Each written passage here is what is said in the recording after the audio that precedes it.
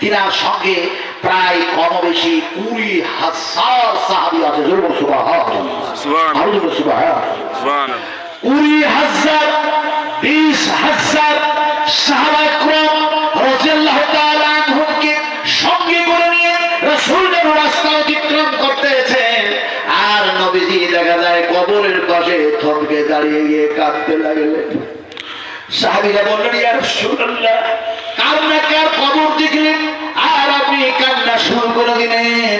নবীজি বললেন, আমার সাহাবীরা, কবর যেমন আমি দেখেছি, কিন্তু কবরের মধ্যে ফিতনা আছে, তোমরা জানো না।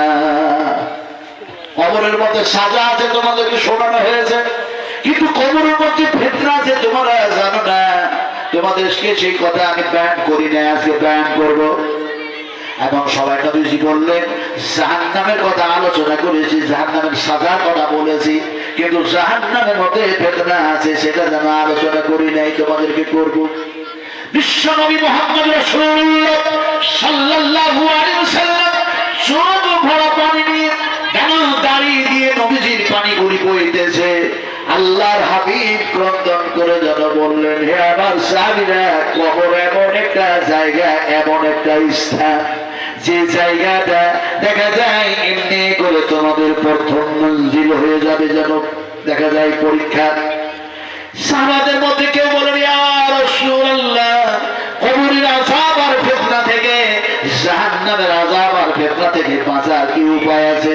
নবীজি একটা দোয়া যেন শিখায়া দিলেন, আল্লাহুম্মা ইন্নী আউযু বিকা মিন ফিতনাতিন নার ওয়া আউযু বিকা মিন আযাবিন নার ওয়া আউযু বিকা মিন ফিতনাতিল কবর ওয়া আউযু বিকা। আল্লাহর কাছে দরখাস্ত করতেছিলেন, এই কবরটা কার, এই কবরটা কার?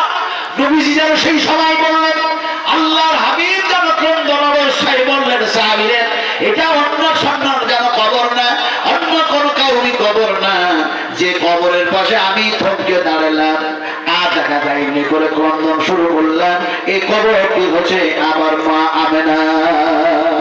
সুবহানাল্লাহ।